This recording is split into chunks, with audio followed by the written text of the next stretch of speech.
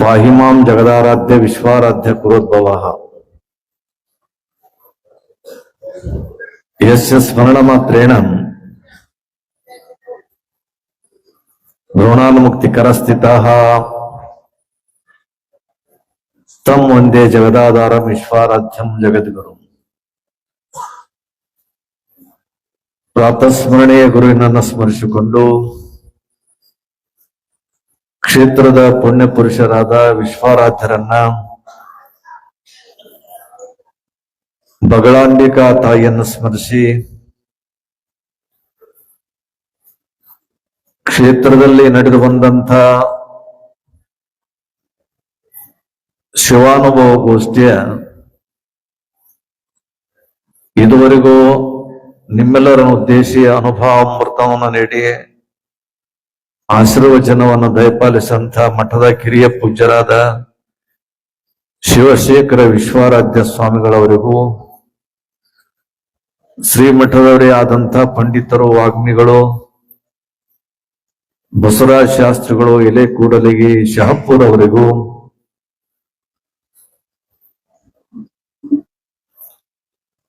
ತಿಂಗಳ ಅಮಾವಾಸ್ಯೆಯ ಭಜನಾ ಸೇವೆಯಲ್ಲಿ ಮಣ್ಣೆತ್ತಿನ ಅಮಾವಾಸ್ಯೆಯ ದಿನದ ಭಜನಾ ಸೇವಾ ಕಾಂಕ್ಷಿಗಳಾಗಿ ಆಗಮಿಸಿದಂತ ವಿಶ್ವಗಂಗಾ ಭಜನಾ ಸಂಘ ಎಲ್ಲ ಮಿಕ್ಸ್ ಅಂತ ಎಲ್ಲ ಮಠದ ಸದಭಕ್ತರಿಗೂ, ಪಾಲ್ಗೊಂಡಂತ ಎಲ್ಲ ಶರಣ ಶರಣಿಯರ ಅಂತರಾತ್ಮದಲ್ಲಿ ವಿರಾಜಮಾನರಾಗಿರೋ ನಿಮ್ಮೆಲ್ಲರ ಆರಾಧ್ಯ ದೇವನಿಗೆ ಶರಣು ಶರಣ. ಅರ್ಧರಾತ್ರಿಯಲ್ಲಿ ಎದ್ದು ಹೋದವರೆಲ್ಲ ಗೌತಮ್ ಬುದ್ಧರಾಗೋರಿನಯ್ಯ, ಸನ್ಯಾಸ ಸ್ವೀಕರಿಸಿದವರೆಲ್ಲ ಶಂಕರಾಚಾರ್ಯರಾಗೋರಿನಯ್ಯ, ಉಪನಯನವು ನಿರಾಕರಿಸಿದವರೆಲ್ಲ ಬಸವಣ್ಣನವರಾಗೋರೇನಯ್ಯ, ಶಾಸನ ಉಲ್ಲಂಘಿಸಿದವರೆಲ್ಲ ಗಾಂಧೀಜಿಯವರಾಗೋರೇನಯ್ಯ, ಅಧಿಕಾರವು ನಿರಾಕರಿಸಿದವರೆಲ್ಲ ಆತ್ಮೀಯ ಶಿವಗಳಾಗುವರೇನಯ್ಯ, ದಿಗಂಬರತ್ವ ಪಡೆದವರೆಲ್ಲ ಸದ್ಗುರು ವಿಶ್ವಾರಾಧ್ಯರಾಗುವರನ್ನ ಸ್ವತಂತ್ರ ಧೀರ ಸಿದ್ದೇಶ್ವರ, ನಿನ್ನ ಹೆಸರು ಹೇಳುವರೆಲ್ಲ ನೀನಾಗುವರೇನಯ್ಯ. ವಿಶ್ವಾರಾಧ್ಯರು ಮನುಕುಲದ ಉದ್ಧಾರಕರು. ಜಾತಿ, ಮತ, ಪಂಥ, ಪಂಗಡಗಳೆನ್ನದೆ ಮಾನವ ಸಮಾಜವನ್ನ ಏಕಮುಖವಾಗಿ ಕರೆದುಕೊಂಡು ಹೋದಂಥ ತತ್ವಜ್ಞಾನಿಗಳು. ಜೀವನ ಶಾಶ್ವತವಾದಂಥದ್ದಲ್ಲ, ಆತ್ಮದ ಅನುಭವ ಶಾಶ್ವತ ಅನ್ನುವಂಥ ಉದಾತ್ತ ತತ್ವಕ್ಕೆ ಬಂದು ನಿಂತಂತವರು ವಿಶ್ವಾರಾಧ್ಯರು. ಈ ಶರೀರ ಕ್ಷಣಿಕಾದ, ಇದರ ಲಾಭ ನಾವು ಪಡ್ಕೋಬೇಕು. ಅನುಭವಿಗಳೊಬ್ರು ಹೇಳಿದ್ರು, ಹೋಗು ತೀಯದು ಕಾಯ ವ್ಯರ್ಥ, ಇದರ ಲಾಭವ ಪಡೆದ ಯೋಗಿ ಸಮರ್ಥ. ಇದು ಅನುಭವಿಗಳು ಮತ್ತು ನಮ್ಮ ನಿಮ್ಮೆಲ್ಲರಿಗೆ ತಿಳಿದಂತೆ ಇದು ಯಾವ ಲೋಕ ಅಂತ ಕರೀತಾರಂತ ಕೇಳಿದಾಗ ನಾವಂತೀವಿ ಮ್ಯಾಗಿದ್ದದ್ದು ದೇವಲೋಕ, ಮುಡುಕಿನ ಪಾತಾಳ ಲೋಕ, ಮತ್ತ ನಿಂದ್ಯಾ ಲೋಕಪ್ಪ, ಇದು ಮರ್ತ್ಯ ಲೋಕ. ಮರ್ತ್ಯ ಲೋಕ ಅಂತ ತಿಳ್ಕೊಂಡ್ರಂದ್ರ ಅದ್ರಾಗೆ ನಿಮ್ಮನ್ನ ಈ ಲೋಕದ ಹೆಸರು ಹೇಳಿಬಿಟ್ರ ಅವ್ರು. ಮರ್ತ್ಯ ಲೋಕ ಅಂತಂದ್ರ ಸತ್ತವರ ಲೋಕ, ಸಾಯುವವರ ಲೋಕ ಅಂತ ಹೇಳ್ತಾರೆ. ಈ ಲೋಕಕ್ಕೆ ಯಾಕೆ ಬರ್ತಾನ ಮನುಷ್ಯ ಅಂದ್ರ ಸಾಯ್ಲಕ್ ಬರ್ತಾನಂತ. ಯಾಕೆ ಸಾಯ್ತಾನಂದ್ರ ಮತ್ತ ಬರ್ಲಕ್ ಸಾಯ್ತಾನಂತ. ಇಂಥ ಅನುಭವಗಳ ಮಧ್ಯೆ ಇದು ಬರೋದು ಮಾತ್ರವಲ್ಲ, ಬಂದು ಇದರ ಮಹತ್ವವನ್ನು ತಿಳ್ಕೊಂಡು ಮಾನವನಾಗಿ ಹುಟ್ಟಿ ದಾನಿಯಾಗಿ ಜ್ಞಾನಿಯಾಗಿ ಕೊನೆಗೆ ಮೌನಿಯಾಗಿರುವುದೇ ನಿಜವಾದ ಮಾನವನ ಲಕ್ಷಣ ಅಂತ ಹೇಳಿದ್ರು ವಿಶ್ವರಾಧ್ಯ. ನಾವೆಲ್ಲ ಹುಟ್ಟಿ ಬರ್ತೀವಿ ಸಹಜ, ಅದಕ್ಕೆ ಅನುಭವದಲ್ಲಿ ಬರ್ಬೇಕು. ಇದುವರೆಗೂ ಪದ ಹಾಡಿದ್ರು ಅವ್ರು, ಎಷ್ಟು ಚಂದ ಪದ ಹಾಡಿದ್ರು ಅವ್ರು. ಖರೆ ಇದು ಹೇಳೋದ್ರಲ್ಲಿ ನೋಡ್ಕೊಂಡು ಹೇಳಿರ್ತಾರ, ಅನುಭವದಿಂದ ಹೇಳಿರ್ತಾರ. ಈ ಮಾತು ಖರೆ. ಭಜನೆ ಅನ್ನುವಂಥದ್ದು ಏನಿರ್ತಲ್ಲ, ನೇರ ಭಗವಂತ ಮತ್ತು ಭಕ್ತನ ನೇರವಾದಂತ ಸಂಬಂಧ ಆಧ್ಯಾತ್ಮ ದೃಷ್ಟಿಯಲ್ಲಿ ಎಲ್ಲಿ ಸಿಗುತ್ತಂದ್ರೆ ಭಜನೆಯಲ್ಲಿ ಮಾತ್ರ ಸಿಗುವಂತದ್ದಾಗ್ತದ.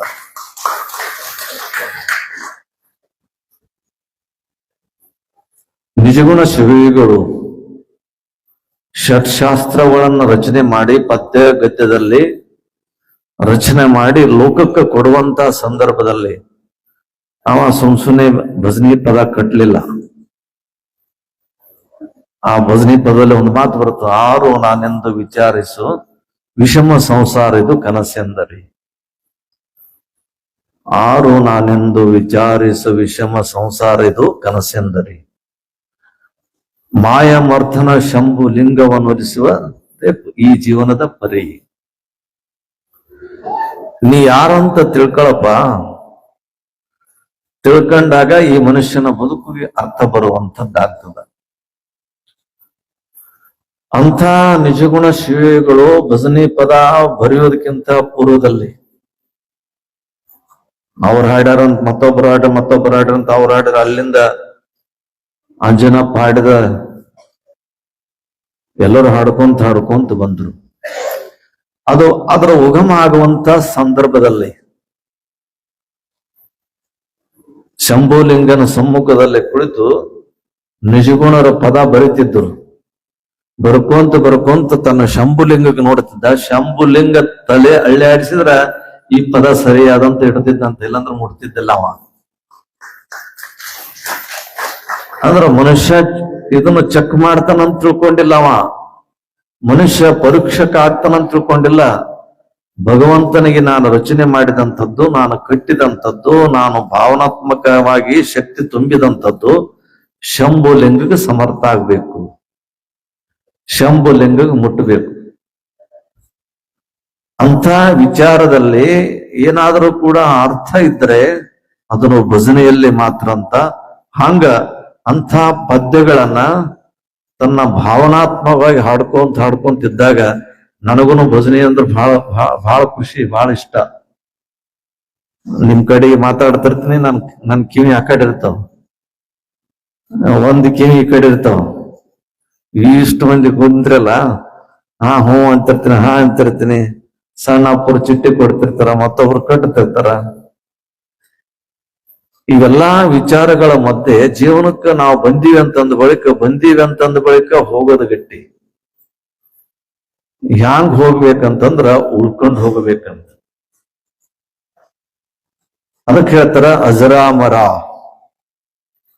ಅಜರಾಮರ ಅಂತ ತಿಳ್ಕೊಂಡು ಏನಂತಂದ್ರೆ ನಾವು ಕಲ್ಪನೆಯಲ್ಲಿ ತರಬಹುದು. ಅಜರಾಮರ ಅಂದ್ರೆ ಏನನ್ನ ಅವ್ರು ಅಂದಾರ ಇವ್ರು ಅಂತಾರ ಮುಂದಿನವ್ರು ಅನ್ಕೊಂತದ್ರ, ಅವ್ರು ಅಜರಾಮರವಾಗಿ ಉಳಿದು ಹೋದ್ರಿ. ಹೆಂಗ ಅಜರಾಮರವಾಗಿ ಉಳಿದೋದ್ರಿ? ಅದೇನ್ ಹೇಳ, ಅಜರಾಮರವಾಗಿ ಉಳಿದೋದ್ ಹೆಂಗ್? ಅಜರಾಮರ ಅಂದ್ರೆ ಏನು? ಅಜರ ಅಂದ್ರೆ ಮುಪ್ಪಿರ್ಲಾರ್ದಂಥದ್ದು, ಅಮರ ಅಂದ್ರೆ ಸಾವಿರ್ಲಾರ್ದಂಥದ್ದಕ್ಕೆ ಅಜರಾಮರ ಅಂತಾರ. ಅಂತ ತತ್ವವನ್ನ, ಅಂತ ದಾರಿಯಲ್ಲಿ ಬಂದಂತವ್ರು ಸದ್ಗುರು ಸಮರ್ಥ ವಿಶ್ವರಾಜ್. ಅವ್ರು ತಿಳ್ಕೊಂಡ್ರು, ಎಲ್ಲರೂ ಬಂದಾರ, ಎಲ್ಲರೂ ಸಂಸಾರ ಮಾಡ್ಯಾರ, ಎಲ್ಲರೂ ಹೋಗ್ಯಾರ. ನಾನು ಬಂದೀನಿ, ಸಂಸಾರ ಮಾಡಿ ಉಳ್ಕೊಂಡು ಹೋಗ್ಬೇಕು, ಅದೇ ನನ್ನ ಜೀವನ. ಒಬ್ಬ ವಾಚಸ್ಪತಿ ಅನ್ನುವಂತ ದೊಡ್ಡ ಪಂಡಿತ ಇದ್ದ, ಬಹಳ ದೊಡ್ಡ ಪಂಡಿತ. ಅದಕ್ಕೆ ಇವತ್ತು ಯಾರಾದ್ರೂ ಪಂಡಿತರಿದ್ರೆ ಬಹಳ ಕಲ್ತಿದ್ರಂದ್ರೆ ವಿದ್ಯಾ ವಾಚಸ್ಪತಿಗಳು ಅಂತ ಬರೀತಾರ ಅವ್ರಿಗೆ. ಹೌದ್ರಲ್ಲ? ಮತ್ತೆ ಏನಂತ? ವಿದ್ಯಾ ವಾಚಸ್ಪತಿಗಳು. ಅವ ಇಷ್ಟು ತನ್ನ ಕರ್ತವ್ಯದಲ್ಲಿ ತಲ್ಲೀನ ಆಗ್ತಿದ್ದ. ಅವ ಗ್ರಂಥ ಬರ್ಕೊಂತ ಕುಂತನಂತಂದ್ರೆ ನಾ ಏನು ಬರೆಯಕತ್ತೀನಿ, ಎಷ್ಟ್ ದಿನ ಆಯ್ತು ಅನ್ನೋದನ್ನು ಕಲ್ಪನಾ ಇರ್ತಿದ್ದಿಲ್ಲ ಅವನಿಗೆ. ಒಮ್ಮೆ ಭಾಮಿನಿ ಷಟ್ಪದಿ ರೂಪದಲ್ಲಿ ಒಂದು ಕತಿ ಬರ್ಲಕತ್ತಿದ್ದ. ಬರ್ಕೊಂತ ಇದು ಒಂದು ಬರ್ಲಕತ್ತಿದ್ದ. ಇದಕ್ಕಿನ ಹೆಸರು ಇಟ್ಟಿದ್ದಿಲ್ಲ ಅವ. ಸುಮಾರು ದಿನಗಳಾಗಿತ್ತು, ಬರ್ಕೊಂತ ಹೊಂಟಿದ್ದ. ಅದಕ್ಕೆ ಹೆಸರಿಟ್ಟಿದ್ದಲ್ಲ. ಆ ಶಸ್ತ್ರಾಸ್ತ್ರಗಳಲ್ಲಿ ಅದನ್ನ ಲೋಕಕ್ಕೆ ಕೊಡಬೇಕು ಅಂತ ತಿಳ್ಕೊಂಡು ತನ್ನ ಭಗವಂತ ಹೇಳಿದಂಥದ್ದನ್ನ ಅದು ಪ್ರಾಕೃತಿಕವಾಗಿ ನನ್ನ ಕೈಯಿಂದ ರಚನೆ ಆಗಲಿ ಅಂತ ತಿಳ್ಕೊಂಡು ಬರ್ಕೊಂತ ಕುಂತಿದ್ದ. ಇವಾಗ ನಂಗೆ ಕರೆಂಟ್ ಇದ್ದಿಲ್ಲ, ಪಟ್ನೆ ದೀಪ ಆರ್ ಹೋಯ್ತು. ಆರ್ ಹೋದ ತಕ್ಷಣ ಕಣ್ಣು ಮುಚ್ಚಿಕೊಂಡು ಕುಂತ. ಹಿಂಗ ಒಬ್ಬರು ಬಂದು ದೀಪ ಹಿಡಿದ್ರು. ಅವ ನೋಡಿದ, ಯಾರ ನೀನು ಅಂತ ಕೇಳಿದ. ಆಕೆಂದು, ನನಗ್ ಗುಣ ಇಲ್ಲನ್ರಿ, ನನಗ್ ಗೊತ್ತಿಲ್ಲ ಅಂದವ. ಯಾಕೆ ಗೊತ್ತಿಲ್ಲ? ನಾ ನಿಮ್ ಹೆಂಡತಿ ಭಾಮಿನಿ ಅಂತಂದ. ಅಂದಳ ಹೆಣ್ಮಗಳು. ಹೌದನು? ಮತ್ತ ನನ್ನ ಲಗ್ನ ಯಾವಾಗ ಆಗ್ಯದ ಅಂತಂದವ. ಆಧ್ಯಾತ್ಮ ಲೋಕದಲ್ಲಿ ಶಿವನ ದಾರಿ ಹಿಡಿದಂಥವ, ಆಧ್ಯಾತ್ಮ ಲೋಕಕ್ಕನೇ ಒಂದು ಬುತ್ತಿ ಕೊಡುವಂತ, ರೊಟ್ಟಿ ಬುತ್ತಿ ಹಳಸಿ ಹೋಗ್ತದ, ಅನ್ನ ಕೆಟ್ಟ ಹೋಗ್ತದ. ಅದಕ್ಕೆ ಇಂತಿಷ್ಟೇ ದಿನ ಇಂತಿಷ್ಟೇ ಸಮಯ ಅಂತ ತಿಳ್ಕೊಂಡು ಅದಕ್ಕೆ ಅದರದೇ ಆದಂತ ಒಂದು ಪ್ರಾಕೃತಿಕ ಗುಣಧರ್ಮಾದ. ಅನ್ನೇನ ಕ್ಷಣಿಕ ತೃಪ್ತಿ, ಜ್ಞಾನೇನ ಯಾವ ಜೀವನ ಪರ್ಯಂತಂ. ಅನ್ನ ಉಂಡೆ ಅಂತ ತಿಳ್ಕೊಂಡಂದ್ರ 1 ತಾಸೋ 2 ತಾಸೋ 1 ದಿವಸ ಹೊಟ್ಟೆಗಿರ್ಬೋದು. ಬಹಳ ಆನಂದ ಆಯ್ತಪ್ಪ, ಆನಂದ ಆಯ್ತು. ಆದ್ರೆ ಸದ್ಗುರುನಾಥ ಬೋಧೆ ಮಾಡಿದಂತ ಜ್ಞಾನ ಇರ್ತದಲ್ಲ, ಆ ಜ್ಞಾನದ ಹೊಟ್ಟಿ ಹಸು ಜೀವನ ಪರ್ಯಂತರವಾಗಿ ನಮಗೆ ತುಂಬಿಸುವಂತದ್ದಾಗ್ತದೆ. ಅಂತ ವಿಚಾರದಲ್ಲಿ ಕೇಳಿದ, ನೀ ಯಾರು? ನನಗ್ ಗೊತ್ತಿಲ್ಲಲ್ಲ, ಎಷ್ಟು ದಿವಸ ಆಯ್ತು ಲಗ್ನ ಆಗಿ? 25 ವರ್ಷ ಆಯ್ತು ಅಂತಂದ. ಹೌದನು? ಪುಸ್ತಕ ಬರ್ಕೊಂತೆ ಕುಂತಾನ, ಲಗ್ನ ಆದದ್ದು ಗೊತ್ತಿಲ್ಲ. ಹೆಂಡತಿಗಂದ, ಸರಿ, ನೀನು 25 ವರ್ಷ ನನ್ನೊಂದಿಗೆ ನಿನ್ ಜೀವನ ನಡೆಸಿ ಹೌದು ಅಂದ್ರೆ ಬಂದಿದ್ದೀನಿ. ನೀನು ಬಂದಿನ್ರಿ, ನೀ ಹಿಂಗೆ ಬರ್ಕೊಂತ ಕುಂತೀರಿ, ನಾ ಹಿಂಗೆ ಇಲ್ಲೇ ಕಡೆಗೆ ಕುಂತೀನಿ ಅಂದೊಳಗೆ. ಅಂದ್ರೆ ಈ 25 ವರ್ಷ ಕಳೆದು ಹೋದು. ನಾನು ನೀನು ಮತ್ತು ಗಂಡ ಹೆಂಡತಿಯಾಗಿ ಸಂಸಾರ ಮಾಡಿ ಹೊಸದಾಗಿ ಏನು ರೂಪಿಸೋದು ಉಳಿದಿಲ್ಲ. ಈಗಾಗಲೇ ನಾನು ವಯಸ್ಸಿನ ಹಿಂಬಾರೋ ಆಗ್ಬಿಟ್ಟದ. ಆದ್ರೆ ಒಂದು ಕೆಲಸ ಮಾಡ್ತೀನಿ, ಏನಂತ ಕೇಳಿದ್ರೆ, ನಾನು ಈಗೇನು ಶಾಸ್ತ್ರ ಬರೆಯಕತ್ತೀನಲ್ಲ, ಈ ಶಾಸ್ತ್ರಕ್ಕ ಭಾಮಿನಿ ಷಟ್ಪದಿ ಅಂತ ತಿಳ್ಕೊಂಡು ಹೆಸರು ಕೊಡ್ತೀನಿ. ಇದು ಮುಂದೆ ಕಾಲ ಉಳಿತದ. ನನ್ನ ಕೈ ಹಿಡಿದಂತ ಭಾಮಿನಿ ಗಂಡನೊಂದಿಗೆ ಇರದಿದ್ರು ಕೂಡ ಲೋಕದಲ್ಲಿ ಮನೆ ಮಾತಾಗಿ ಉಳಿದಳು ಅಂತ ತಿಳ್ಕೊಂಡು ನಾನು ಹೆಂಡತಿ ಹೆಸರಾಗ್ಲಿ ಅಂತ ತಿಳ್ಕೊಂಡು ಅದಕ್ಕೆ ಭಾಮಿನಿ ಷಟ್ಪದಿ ಅಂತ ಬರದವ. ಹೆಂಡತಿ ಅಂದ್ರೆ ಈಗಾದ್ರೂ ಕೂಡ ಪುರಾಣಗಳೇನು ಬರಿತಾವಲ್ಲ, ಎಲ್ಲಾ ಪುರಾಣ ಪುಣ್ಯ ಕಥೆಗಳು ಇರ್ತಾರೆ. ವಿಶ್ವರಾತ್ರಿ ಪುರಾಣ ಭಾಮಿನಿ ಷಟ್ಪದಿನೇ ಅದ. ಆ ಸೂತ್ರ ಅಂತ ತಿಳ್ಕೊಂಡು ಹೇಳ್ತಾರ. ಆ ಭಾಮಿನಿ ಷಟ್ಪದಿಯ ಸೂತ್ರ ಆ ಪುಣ್ಯಾತ್ಮನ ಕೈ ಹಿಡಿದಿದ್ದಕ್ಕಾಗಿ ಆ ಹೆಣ್ಮಗಳು ಜೀವಂತ ಎಷ್ಟು ವರ್ಷ ಆಯ್ತು, ಎಷ್ಟು ಕಾಲ ಆಯ್ತು ಗೊತ್ತಿಲ್ಲ. ಒಬ್ಬ ಅನುಭಾವಿ ಗಂಡನೊಂದಿಗೆ ಕಲ್ತ್ಬೋದು. ಬಾಳಾದ್ರ ಗಂಡನ ಸಣ್ಣ ಮಕ್ಕಳಾಗ್ಬೋದು, ಮರಿಗಳಾಗ್ಬೋದು, ಅವು ಸಾಯ್ಬೋದು, ಇವು ಸಾಯ್ಬೋದು, ಸಸಿ ಬರ್ಬೋದು, ಏನಾರೇ ಆಗ್ಬೋದು, ಎಂತ ಆಗ್ಬೋದು, ಆ ಮಾತು ಬೇರೆ. ಒಬ್ಬ ಅನುಭಾವಿ ಗಂಡನೊಂದಿಗೆ ಬೆರೆತು ತನ್ನನ್ನು ತಾನು ಸಮರ್ಪಣೆ ಮಾಡಿಕೊಂಡಾಗ ಆ ಗಂಡ ಹೇಳಿದ, ಲೋಕ ಇರುವವರೆಗೂ ಕೂಡ ನಿನ್ನ ಹೆಸರು ನನಗಿಂತ ಮೊದಲೇ ವಾಚಸ್ಪತಿ ಅನ್ನುವಂಥದ್ದು ಬಹಳ ಮಂದಿ ಗೊತ್ತಿಲ್ಲ. ಆದ್ರೆ ಭಾಮಿನಿ ಷಟ್ಪದಿ ಅನ್ನುವಂಥದ್ದು ನಮ್ಮ ಪುರಾಣ ಹೇಳುವಂತ ಶಾಸ್ತ್ರ ಮುತ್ತವ್ರು ಎಲ್ಲರಿಗೂ ಗೊತ್ತದ. ಭಾಮಿನಿ ಷಟ್ಪದಿ ಅಂತ. ಹಾಗೆ ಜೀವನದಲ್ಲಿ ನಾವು ಹಾಗಿರ್ಬೇಕಂದ್ರೆ ಏನಾದ್ರೂ ಸಾಧಿಸಿಕೊಂಡು ಹೋಗ್ಬೇಕಂದಾಗ ಗಂಡ ಹೆಂಡತಿಯಲ್ಲಿ ಸಮರಸ ಭಾವ ಬರುವಂತದ್ದಾಗ್ತದ. ಬರೀ ಅದೇ ಚಿಂತೆ ಅಂದ್ರೆ ಒಬ್ರಿಗೊಬ್ರು ಅದು ಹೇಳ ಇದು ಹೇಳ ಹಾಂಗ್ ಮಾಡಿ ಹೆಂಡತಿ ಗಂಡ ರಂಸಿ ಹೆಂಡತಿ ರಂಸಿ ಅಂದ್ರೆ ಸಂಸಾರ ಆಗುದಿಲ್ಲ. ಬಹಳ ಪ್ರೀತಿ, ಇಬ್ರು ಗಂಡ ಹೆಂಡತಿಗೆ ಬಹಳ ಪ್ರೀತಿಯಿಂದ ಒಬ್ಬ ಮಗಳಿದ್ರು, ಬಹಳ ಪ್ರೀತಿನಿಂದ. ಏನೋ ಯಾವ ಕಾಲಕ್ಕ ಆ ಮಗಳು ಯಾವುದೋ ಅಕಾಲ ಮೃತ್ಯು ಆಗಿ ಅಂದ್ರೆ ರೋಗ ಬಂದು ಸತ್ತು ಹೋದಳು. ಹೆಂಡತಿಗೆ ಹುಚ್ಚಿಡದ್ ಬಿಡ್ತು. ಅಂದ್ರೆ ಬರೀ ಅಳ್ಕೊಂತ ಕುಂತು ಬಿಡಿ. ಇದ್ದೊಬ್ಬ ಮಗಳು ಹೋದಳು ಅಂತ ಹೇಳಿ ಬ್ಯಾಸರಾಗಿ ಸುಮ್ಮ ಹೊರಗೆ ತಿರುಗಾಡ್ಕೊಂತ ಹೋಗಿ ಬರ್ತಿದ್ದ. ಒಬ್ಬ ಸ್ವಾಮಿ ಮುತ್ತೆ ತಿರುಗಾಡ್ಕೊಂತ ಬಂದ. ಅವ ಎಲ್ಲಾ ಮನೆ ಆ ಕಡೆ ತಿರುಗಾಡಿದ್ದ. ತಿರುಗಾಡಿ ಯಾರ ಮನ್ಯಾಗ ಏನೋ ನೀಡಿದ್ದಿಲ್ಲ. ಅವತ್ತು ಏನೋ ಅವನ್ ಟೈಮ್ ಸರಿ ಇದ್ದಿದ್ದು ನನ್ಗೆ ಗೊತ್ತಿಲ್ಲ. ಇಲ್ಲಿ ಬಂದು ಯವ್ವ ಸ್ವಲ್ಪ ಏನಾದ್ರೂ ಮನ್ಯಾಗ ನಿಮ್ ರೊಟ್ಟಿ ಅದನ್ನ ನೀಡ್ರಿ ಅಂತಂದ್ರು. ಅವ ಹೊರಗ್ ಹೋಗಿದ್ದ ಗಂಟ ಹೆಣ್ಮಗಳು ಕೂತ್ ಕೂತಿದ್ಲು. ಈಗ ಸಿಟ್ಟು ಬಂತು. ಎಲ್ಲಿಂದ ಬಂದಿ ಮಾರಾಯ ನಮ್ಮ ಮನೆಗೆ, ನನಗೆ ನನ್ನ ದುಃಖ ಮಸ್ತಾ ಇದೆ ಅಂತ ತಿಳ್ಕೊಂಡು ಅಂದಾಗ ಅವ ಅಂದ, ಅವನಿಗೂ ಸಿಟ್ಟು ಬಂದಿತ್ತು. ಎಲ್ಲಿಂದ ಬಂದಿದ್ದೆ? ನಾ ಸುಡುಗಾಡದಿಂದ ಬಂದಿನ್ರಿ ಅಂದ. ಇದಕ್ಕೆ ಅದೇ ಹುಚ್ಚಿತ್ತಲ್ಲ, ಸುಡುಗಾಡದಿಂದ ಬಂದ್ರು ಬಾಳ ಆಯ್ತು ಯಪ್ಪ, ಬಾ ಒಳಗ್ ಬಾ ಅಂತ ಕರೆದು. ಇವ ಅಂದ, ಏನೋ ಸುಡುಗಾಡದಿಂದ ಬಂದ್ವಿ ಅಂತಂದ್ರ ಹೊರಗ್ ದಬ್ತಾಳನ ಏನಾರ ಅಂತಾಳನ, ಬೇಯ್ದು ಒಂದ್ ರೊಟ್ಟಿ ಹೋಗಿತ್ತಾಳಂದ್ ಮಾಡಿದ್ದೆವು. ಒಳಗ್ ಕರಿತಾಳಂದ್ರೆ ಏನಾರ ಮಜಾ ಇರ್ಬೇಕಂತ ಹೇಳಿ ಯಪ್ಪ ಸುಡುಗಾಡದಿಂದ ಬಂದಿ. ಹಾ ಸುಡುಗಾಡದಿಂದ. ನನ್ ಮಗಳ ಆರಾಮ ಮಾಡನ್ರಿ ಅಂತ ಕೇಳಿದ್ದಕ್ಕೆ ಅವ ಸ್ವಾಮಿ ತೇಟ್ ಚದಾಮಿದ್ದ ಮುತ್ತೆ ಅವ. ಅದಕ್ಕಂತಾರ ಮುಚ್ಚೋರ್ ಅಂದ್ರ ಐಗೋಳಂದ್ರ ಸಾಮಾನ್ಯ ಇರಂಗಿಲ್ಲ. ಮತ್ ಯಾರಾದ್ರೂ ಬಸವರಾಜ ಶಾಸ್ತ್ರಿ ಮುತ್ಯನಂತರ ಐಗೋಳಿದ್ರಿ ಅಂತ ತಿಳ್ಕೊಂಡ್ರಿ ನೀವು. ಅವ್ರ ಅಂತಿರ್ತಾರ ಶತ ಮರ್ಕಟ ಹೇಯ ಏಕ ಜಂಗಮ ಅಂತಂತಾರ. ಅಂದ್ರ 100 ಕೋತಿ ಕೊಂದು ಒಬ್ಬ 500 ತಯಾರು ಮಾಡಿದ್ರು ಅಂತಂತಾರ. ಅದ ಮಾತಾಡ ಹಂಗಲ್ಲ. ಆದಿ ಕಾಲದಲ್ಲಿ ಮರ್ಕಟ್ ಅಂದ್ರ ದೊಡ್ಡ ಒಂದು ರತ್ನ ಇತ್ತಂತ. ಆ ಶತಮರ್ಕಟ ಹೇಯ ಅಂದ್ರೆ ಖರ್ಚು ಮಾಡಿ 100 ಮರ್ಕಟಗಳ ಖರ್ಚು ಮಾಡಿ ಎಷ್ಟು ಬೆಲೆ ಬರ್ತದ ಅಷ್ಟು ಬೆಲೆ ಕೂಡಿಸಿದ್ರು ಒಬ್ಬ ಸಮರ್ಥ ಜಂಗಮ ಸಿಗಂಗಿಲ್ಲ ಅಂತ ಅದು ಶಾಸ್ತ್ರ ಹೇಳುವಂತದ್ದಾಗ್ತದೆ.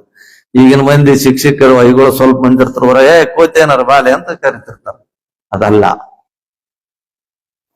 ಅಂತ ವಿಚಾರದಲ್ಲಿ ಜಂಗಮ ಸ್ಥಳ ಅಂದ್ರೆ ಬಹಳ ದೊಡ್ಡ ಸ್ಥಳ. ಗುರು ಲಿಂಗ ಜಂಗಮ ಅಂತ ತಿಳ್ಕೊಂಡು ಬಂದಂತದ್ದು. ಏಕೋ ದೇವ ತ್ರಯೋಭಾಗ ಗುರು ಲಿಂಗಂತೂ ಜಂಗಮಃ. ಒಂದು ದೇವರು 3 ಭಾಗ ಆಗಿ ಬಂದಂತ, ಒಂದು ಗುರು, ಒಂದು ಲಿಂಗ, ಒಂದು ಜಂಗಮ. ಗುರು ಲಿಂಗ ಜಂಗಮ ಆಗಿ ಬಂದಂತ ಗುರುವಾಗಿ ತಿರುಗಾಡ್ತಾನ ಲೋಕದಲ್ಲಿ, ಜಂಗಮ ಆಗಿ ತಿರುಗಾಡ್ತಾನ ಲೋಕದಲ್ಲಿ. ಲಿಂಗ ತನ್ನದೇ ಆದಂತಹ ಒಂದು ವೈವಿಧ್ಯಮಯದಲ್ಲಿ ಇಬ್ಬರೊಂದಿಗೆ ಪೂಜೆಗೊಳ್ಕೊಂತ ಭಕ್ತರೊಂದಿಗೆ ಪೂಜೆ ಮಾಡ್ಕೊಂತಿರ್ತದ. ಆದ್ರ ಅನುಭಾವಿಗಳು ಏನ್ ಹೇಳ್ತಾರ ಅಂತ ಕೇಳಿದಾಗ, ಅವರು ಪಂಡಿತರಾಗಿ ಸಕಲ ಶಾಸ್ತ್ರ ಪಾರಂಗತರಾಗಿ ಅನುಭವದಿಂದ ಬಂದು ಏಕನಿಷ್ಠೆಯಿಂದ ತ್ರಿಕಾಲ ಪೂಜಾ ಮಾಡ್ಕೊಂತ ಬಂದಾಗ ಗುರು ಲಿಂಗ ಜಂಗಮ ಅನ್ನೋತಕ್ಕಂತ ಶಬ್ದ ಕಡಿಗೆ ಬಂದಾಗ 3 ಕೂಡಿ ಒಂದೇ ಯಾರಾಗ್ತಾರ ಅವನೇ ಸಾಕ್ಷಾತ್ ಶಿವ ಆಗ್ತಾನಂತ. ಅಂತ ಶಿವಸ್ವರೂಪಿಗಳು ಸದ್ಗುರು ಸಮಂತ ವಿಶ್ವಾರಾಧ್ಯ. ಗುರು ಲಿಂಗ ಜಂಗಮ ಕಡೆಕಾತಾರ. ಇನ್ನು ಮತ್ತೆ ಕೂಡ್ಬೇಕಾದ್ರ ಅದು ಲೋಕದಲ್ಲಿ ಬಹಳ ಪ್ರಯತ್ನ ಬೇಕಂತ. ಅಂತ ಪ್ರಯತ್ನ ಮಾಡಿ ಮತ್ತ ಗುರು ಆದವರವ್ರೆ, ಲಿಂಗ ಆದವರವ್ರೆ, ಶಿವ ಆದವ್ರು ಯಾರಂದ್ರೆ ಸದ್ಗುರು ಸಮಂತ ವಿಶ್ವಾರಾಧ್ಯ. ಅವ ಕೇಳಿದ್ನಂತ ಬಹಳ ಇದ್ರಾಗ ಏನೋ ಇದ್ದಂಗ ಅದ, ನಾನು ಯಾಕೆ ಟೈಮ್ ಹೊಡ್ಲಿಕ್ಕೆ ಹೊಡ ಅಂತ ತಿಳ್ಕೊಂಡು ಹೋಗಿದ್ನವ. ಚಲೋ ಅದ. ನಿನ್ ಮಗಳು ಏನಂದಳಂತಂದ್ರ ಬಹಳ ದಿನ ಆಯ್ತಂತ, ಬಾಯಿ ಕೆಟ್ಟಂಗ ಆಗ್ಯದಂತ.